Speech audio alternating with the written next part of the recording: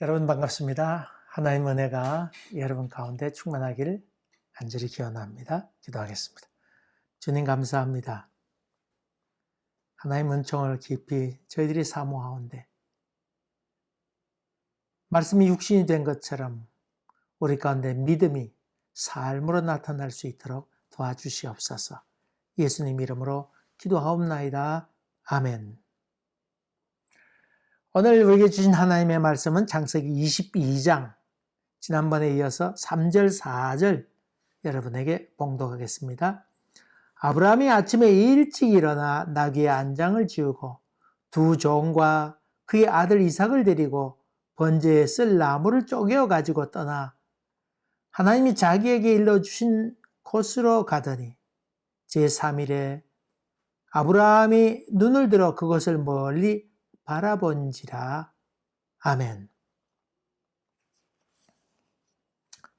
여러분, 하나님이 아브라함에게 나타나신 것 같이 여러분에게 나타나셔서 여러분의 자녀를 바치라고 한다면 여러분 어떻게 할까요? 참 고통스럽습니까? 아니면 아이고 어서 바치지 이런 생각을 가질까요? 모리아 땅으로 가서 하나님 지시할 그런 땅에 도착해서 번제를 드려라. 주님은 그렇게 아브라함에게 그렇게 말씀하고 있습니다. 여러분이 예루살렘 아마 사진으로 이렇게 보았을 것입니다만 예루살렘 성에 보면 그 모스크, 황금돔으로 된 돔으로 된 그런 터를 보게 될 것입니다. 건물을 보게 될 것인데 그 돔이 그 모스크 사원입니다. 그 바로 앞쪽에는 큰 사람 발자국 같은 것이 있습니다. 거기다 주리로 이렇게 덮어 씌워놨죠.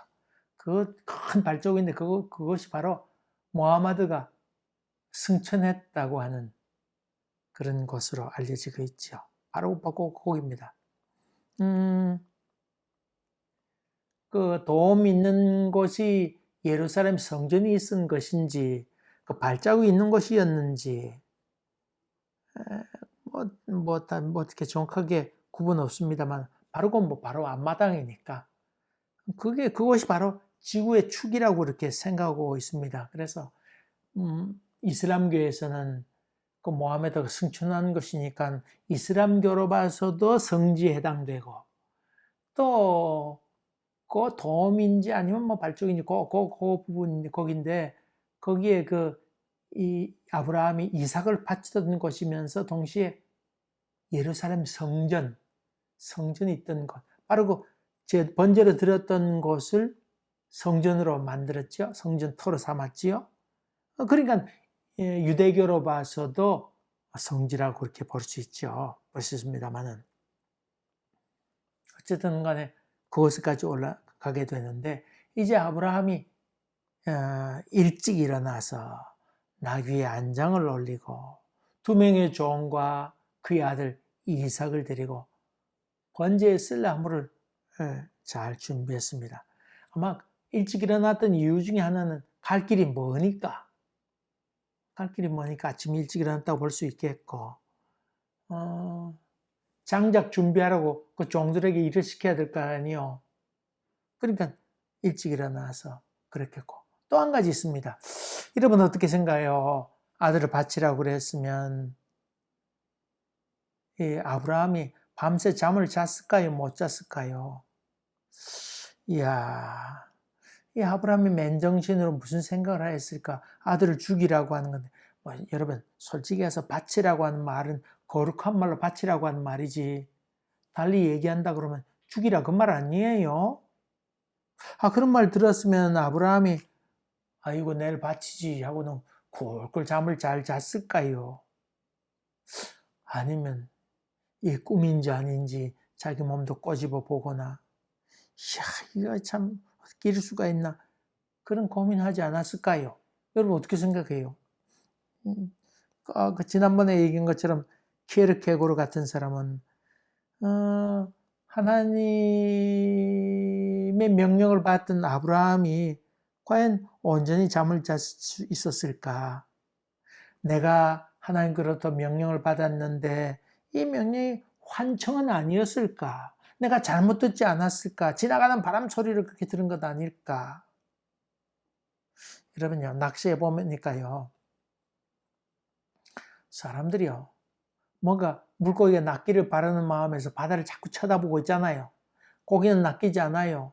근데 파도 치면서 철썩하면서 흰 물결이 일어나잖아요. 그러면요, 주위에 있던 사람들은 뭐라고 얘기하냐면, 아이고, 저거 물고기가 튀었다고 그러는데, 물고기 튄 것도 아니에요.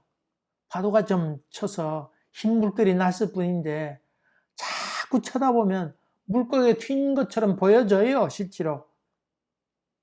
환각이 일어나듯이 그렇다 그 말이죠. 아브라함도 이 하나님께서 나에게 정말 잘못 말한 게 아닐까? 정말 내가 잘못 들은 게 아닐까? 환청이 아닐까? 이런 생각. 또 하나님께서 정말 하나밖에 없는 아들을 줄 때는 언제고, 이 정말 하나님께서 이 아들을 바치라고 하였을까? 그 애를 어떻게 키웠는데? 하나님 약속을 지키는 분이라고 그렇게 말씀하셨고, 내 몸에서 난 씨라야 내 후손이 되겠다고 말씀하셨는데, 무엇보다도 이삭의 몸을 통해서 후손을 주겠다고 약속하셨는데 어찌 그럴 수가 있는가? 그것도 한 차례가 아니고 여러 차례 해가지고 응답받았고, 1, 2년도 아니고 몇 년에 걸쳐서 약속하고 약속 기다리고 또 약속 기다리고 했다가 드디어 아기를 허락해 주어서 지금 이만큼 자라게 되었는데, 이제 와서 하나님께 바치라고 하는 말은 이 말이 되는 일인가? 그럴 수가 있는가?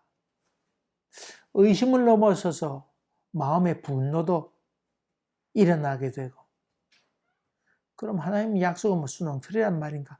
그런 생각도 있게 되잖아요. 까만 밤을 하얗게 지내지 않았을까요?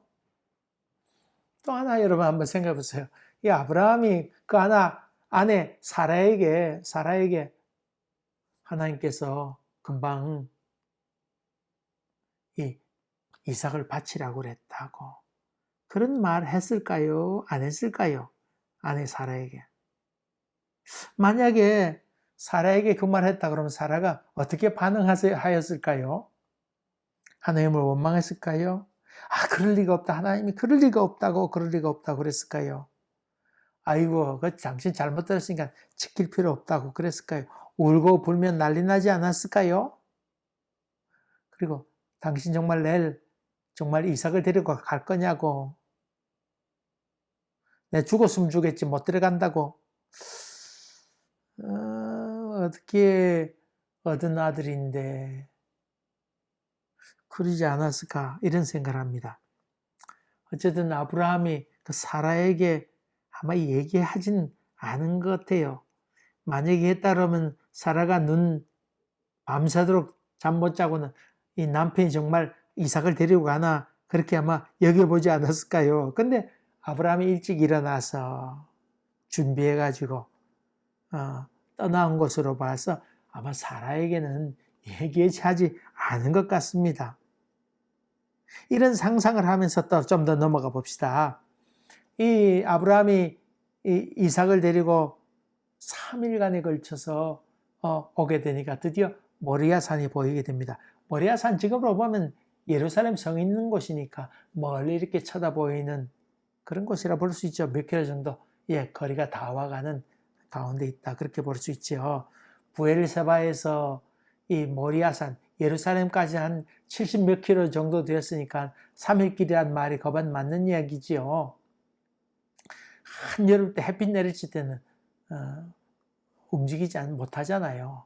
해가 좀 길라고 하면 그때 좀 걷고 아침 일찍 오전에 좀 걷고 그렇게 해서 왔을 터이니까 어쨌든 간에 광야길을 3일 걸어서 이렇게 오게 되었습니다. 아주 왔는데 이 3일이라고 하는 말, 3일이 그냥 3일이었을까요? 얼마나 긴 시간이었을까요? 기쁜 이야기들은 순식간에 흘러가지만은 슬프고 고통스러운 시간은 어떻게 그렇게 더디 갑니까? 제가 그 어릴 때 보았던 영화 가운데 우리말로는 사상 최대의 작전이라고 하는 영화가 있죠. 뭐 아카데미상 거반다 휩쓸다시피 한 그런 영화인데 지금도 기억하면 제가 어릴 때 봤는데 존 웨인도 나오고 여러 유명한 배우들은 다 동원되어 나왔던 얘기입니다. 그 사상 최대 작전은 노르만디 상륙 작전, 2차 세계대전 때 노르만디 상륙 작전 하던 것을 영화화한 내용입니다만 내가 중학교 들어가서 그 제목을 봤더니 The Longest Day, 가장 기나긴 시간이라.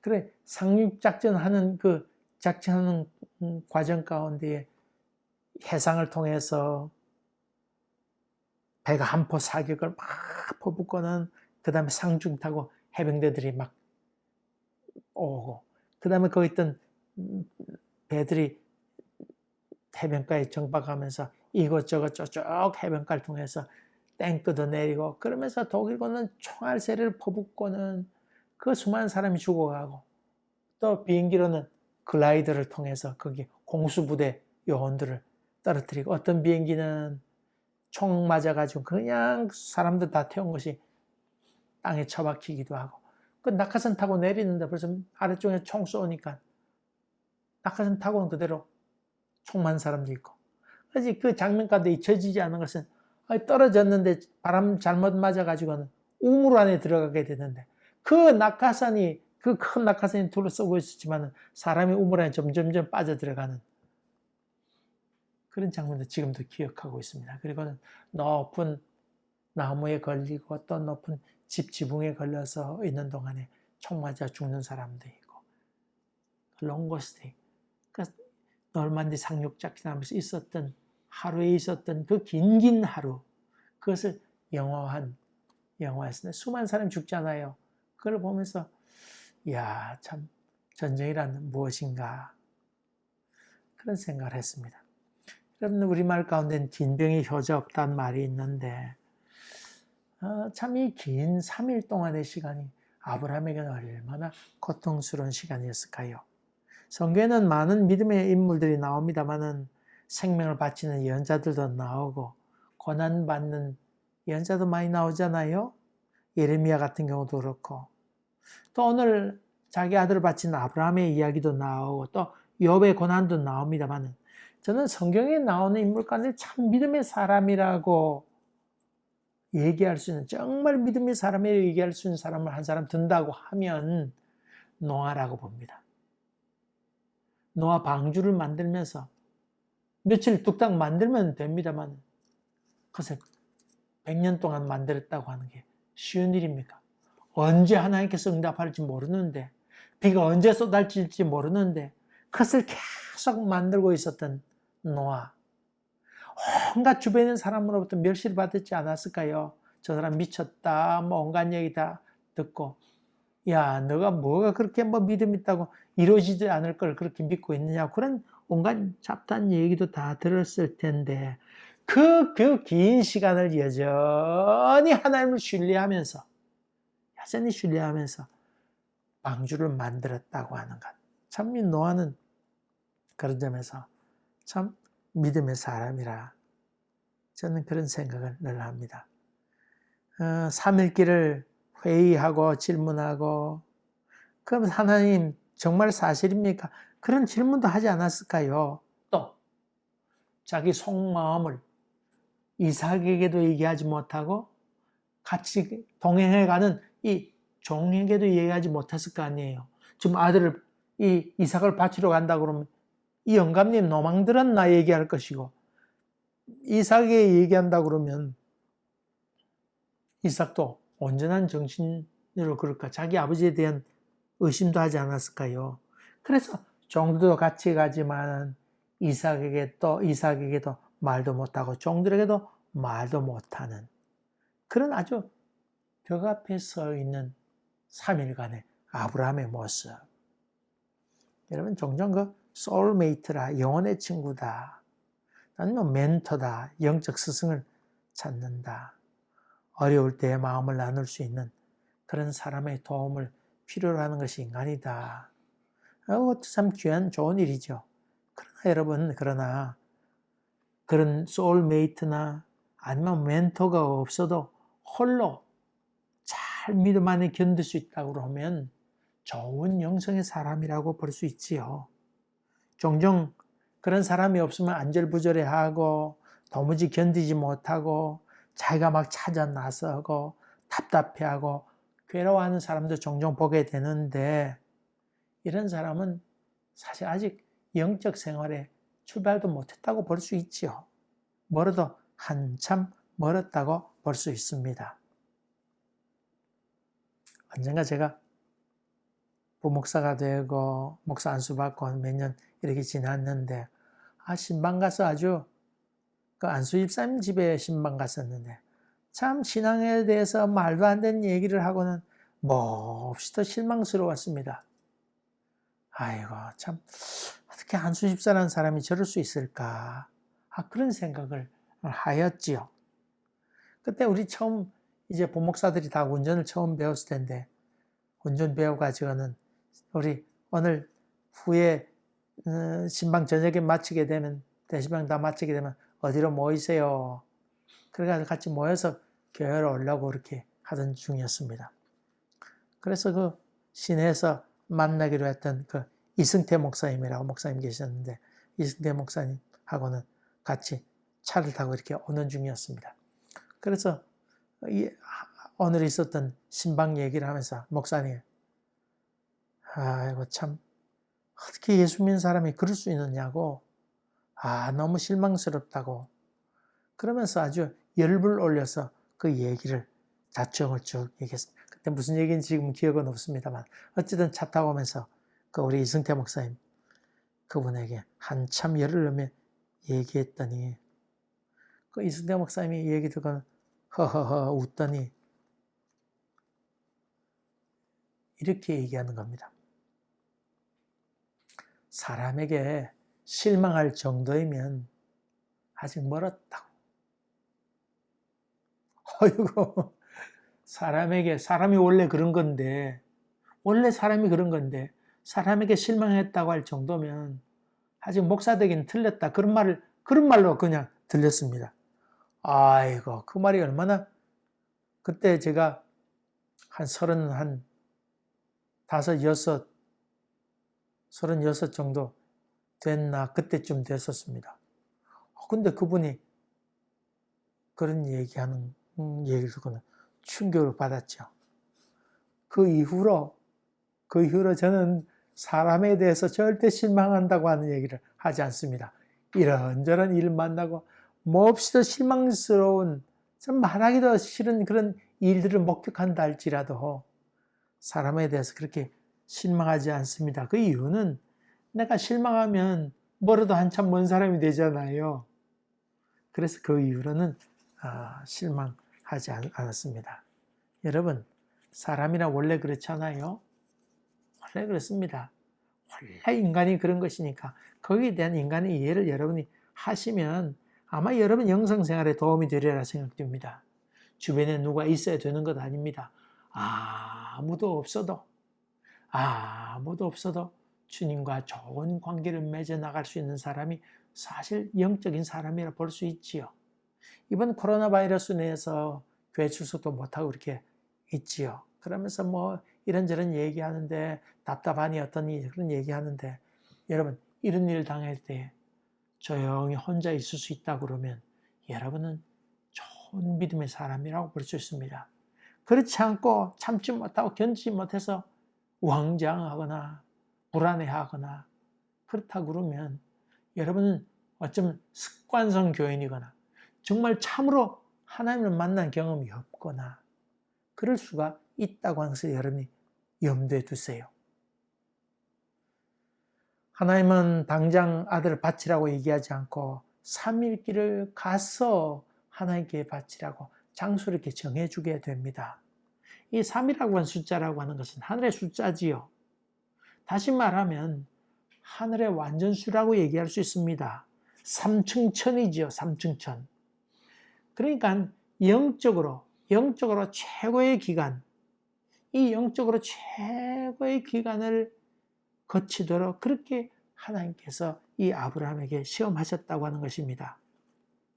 종종 하나님은 이런 영적인 한계선상에 서게 하셔서 우리가 어떤 관계로 서갈 것인가 하는 것을 묻고 계신다고 하는 것입니다. 이런 한계선상에 섰을 때 나는 누구인가? 한계선상에 섰을 때 나는 어떤 선택을 하는가? 이런 막다른 골목에 섰을 때에 나는 정말 믿음의 사람인가? 그런 질문을 하나님께서 지금 아브라함에게 한다고 하는 이야기입니다. 여러분 어때요? 이런 하나님의 무리한 요구, 한계선상까지 서게 하시는 하나님의 그 요구에 그대로 순종해가는 이 아브라함은 광신도 아닐까요? 여러분 광신도 아닙니까? 지금 요즘 광화문에서 하는 사람들이 이렇게 바라볼 때, 저 사람들이 과연 신앙인가 아니면 광신도인가 그런 질문 하잖아요.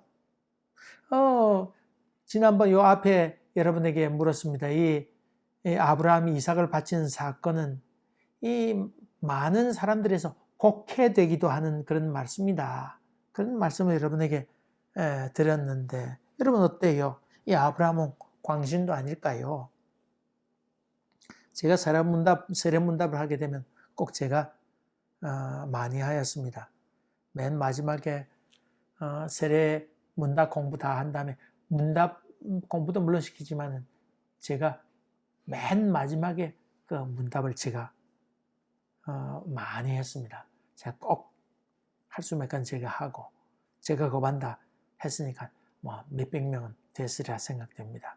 물론 신앙 고백서를 써가지고 와서 교우들 앞에서 그것을 읽히면서 자기 신앙 고백을 하도록 그렇게 하고는 우리가 세례를 줍니다만은 어쨌든 간에 이 신앙 고백한 다음에 세례를 주면서 세례받는다고 하는 죽을지언정 예수 믿겠다고 하는 고백 아니에요? 내가 죽어도 예수 믿겠다고 하는 고백인데 이런 고백하면서 제가 세 가지 물음을 합니다. 여러분 만약에 여러분에게 어려움이 와서 예수를 믿으면 총으로 쏜다고 하면 여러분은 그래도 예수 믿을 것입니까? 그렇게 질문하죠. 그러면 지금까지 제가 봐왔던 사람들을 전부 한 번 다 총으로 쏘면 총 맞겠다고 다들 큰 소리로 네 대답하죠. 그럼 또 다음 질문합니다. 만약에 여러분에게 총으로 쏘지 않고 손꽃이나 바늘로 여러분 손톱 밑을 꼭 쑤시면서 고문하면서 이래도 예수 믿을 거라고 얘기한다면 어떻게 할 것입니까? 그렇게 물어보죠. 그러면요 반 정도는 그때 너무 고통스러워합니다. 여러분 어떡할 거예요? 저는 뭣도 모르고 믿겠다고 그래서 그런 질문 받지 않고는 세례받았죠. 받았는데 만약에 여러분에게 그런 고통이 온다 할지라도 예수를 믿겠습니까? 초대교회는 그렇게 했거든요. 그러면 반 정도는 낙담하고 모르겠다고 자신하지 못하지요. 총 맞는 건 할 수 있지만 송곳 쓸 수 있는 것은 견딜 수 없다 그렇게 얘기하죠. 그럼 또 반 정도 이제 추려졌습니다. 그럼 그 사람 불러놓고 또 묻습니다. 저도 좀 짓궂기도 하죠. 그러면 제가 이렇게 묻습니다. 만약에 여러분 자식이 있는데 여러분에게 고문하지 않고 자식을 앉혀놓고는 벌겋게 단 인두로 이렇게 지지면서 예수 믿을래 안 믿을래? 예수 믿으면 지진다고 그렇게 하면 여러분 어떡할 거냐고. 애기는 뜨거워서 살려달라고 엄마 아버지 막 부르짖고 있는데 여러분 그래도 예수 믿을 거냐고 그렇게 질문하지요. 여러분 어떡할 거예요? 여러분 제가요 세례문답 몇백 명 했다고 그랬는데 정말 많은 사람을 이렇게 세례문답 해왔습니다만은 그래도 예수 믿겠다는 사람 한 사람 제가 봤습니다. 남자였어요. 한 사람 봤습니다. 깜짝 놀랐습니다. 그래서 그렇게 얘기했습니다. 당신 아직 총각이라서 결혼 안 해서 뭣도 몰라서 그래. 만약 그런데도 불구하고 당신이 내가 예수 믿겠다고 그렇게 얘기한다 그러면 당신은 광신도야. 그렇게 일러주었습니다. 여러분, 자식이 살려달라고 그러는데 자기 예수 믿겠다고, 변질 않겠다고, 자식 벌거기 단 인도로 지져도 괜찮다고 생각하는 정도면 광신도입니다. 여러분, 나는 그거 광신도라고 봅니다. 그럴 때 우리는 부인할 수밖에 없는 것이 인간입니다. 그래서 세례받는다고 하는 것은 이런 의미입니다. 주님, 지금은 내가 주님을 따르겠다고 결심하지만은 사실 그 현장에 가면 내가 어떻게 부인할지 모릅니다. 나는 내 자신이 어떻게 장담할 수 있는 그런 존재가 아닌 것을 나는 잘 압니다. 나는 그런 일에 장담할 수 없습니다. 나는 연약하기 짝이 없는 사람입니다. 그렇기에 내 삶을 주님께 의탁하고 성령께서 역사하시기를 간절히 기도하고 그런 상황이 우리 가운데 있지 않기를 저는 간절히 기도합니다. 주님, 나는 절대로 장담할 수 있는 사람이 아닙니다. 이렇게 고백하는 것이 정상적인 그리스도인이라고 하는 것입니다. 여러분, 살면서 장담하지 마세요. 우리는 그럴 수밖에 없는 존재인 것을 받아들이세요. 그래야 여러분은 정상적인 그리스도인이라고 하는 것입니다. 광신도냐 아니냐는 차이는 바로 그것입니다. 바로 그것입니다. 여러분, 이 아브라함의 사건을 바라보면서 우리의 믿음을 한 번 더 점검해 봅시다. 다음 이야기는 또 다음 주에 이어져 가겠습니다. 오늘 여기까지입니다. 기도하겠습니다. 은혜로우신 주님, 우리의 영적 위치를 좀 보게 하여 주시고 장담하는 것이 믿음이 아니고 자기의 부족을 깊이 깨닫고 하나님의 도우심을 간구해 가는 것이 믿음의 사람인 줄 믿사오니 우리로 하여금 그런 믿음의 사람으로 영적으로 하나님 앞에 정직히 살아가는 저희들 되도록 도와주시옵소서. 감사하옵고 예수님 이름으로 기도하옵나이다. 아멘. 감사합니다. 또 계속해서 아브라함의 이야기를 좀 더 하려고 합니다. 또 다음에 뵙겠습니다.